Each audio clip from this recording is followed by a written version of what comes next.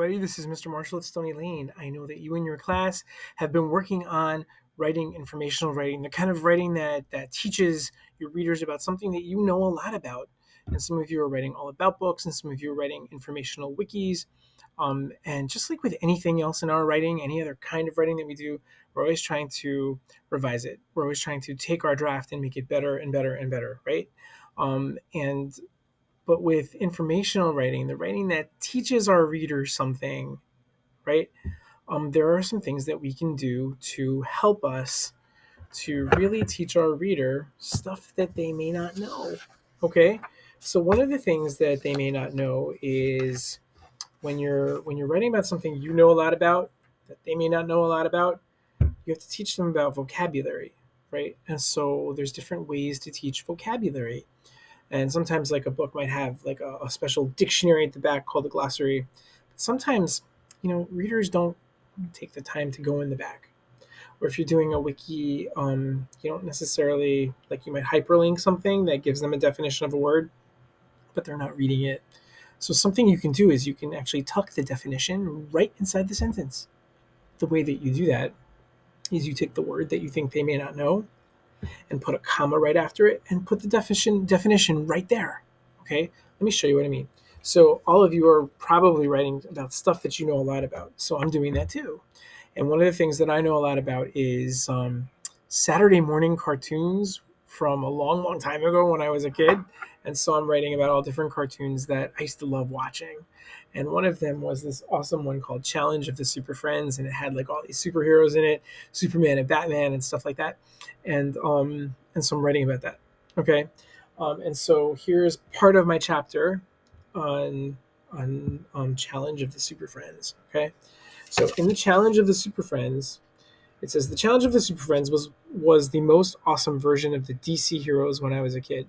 There were 11 superheroes who were matched up against the Legion of Doom.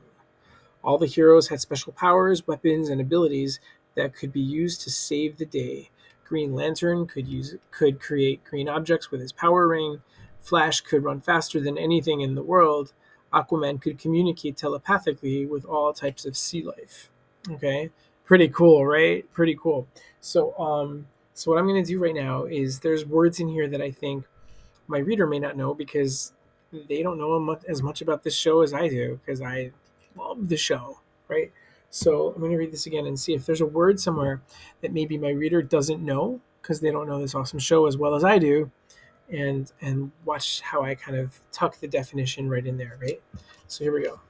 The Challenge of the Super Friends was the most awesome version of the DC heroes when I was a kid. There were 11 superheroes who were matched up against the Legion of Doom. Well, thinking my readers may not know what the Legion of Doom is, so I'm going to tuck the definition right there. I'm going to take this period, I'm going to change it to a comma. So I got to think of a short way that I can say what the Legion of Doom was.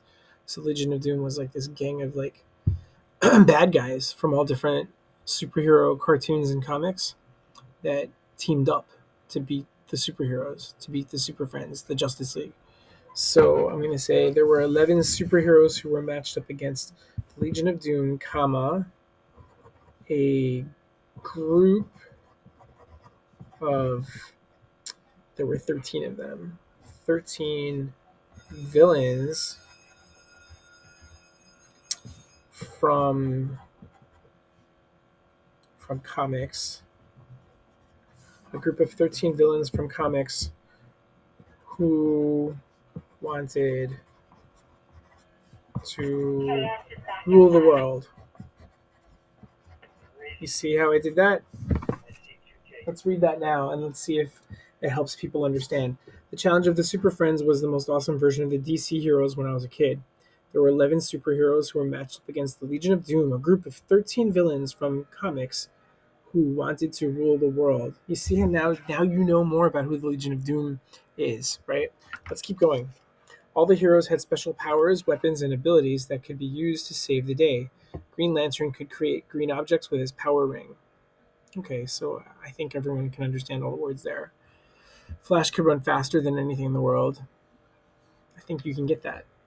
Aquaman could communicate telepathically with all types of sea life.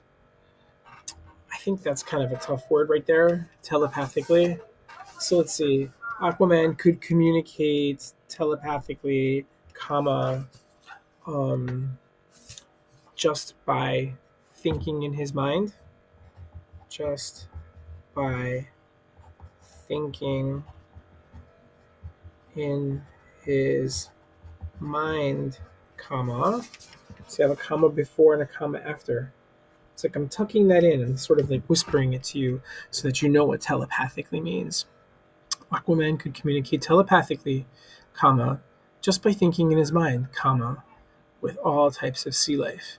Do you see what I'm doing? I'm revising my writing so that you, my reader, can better understand these special words about my topic, right?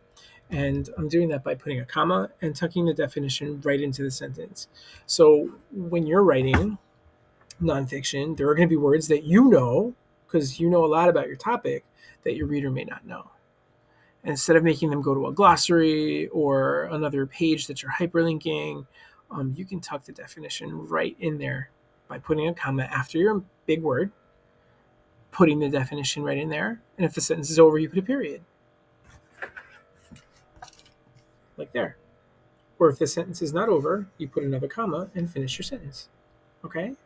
Why don't you try that? It'll make your sentences longer and better, and it'll make your readers really understand what you're trying to say. Try that out, and I'll see you next time.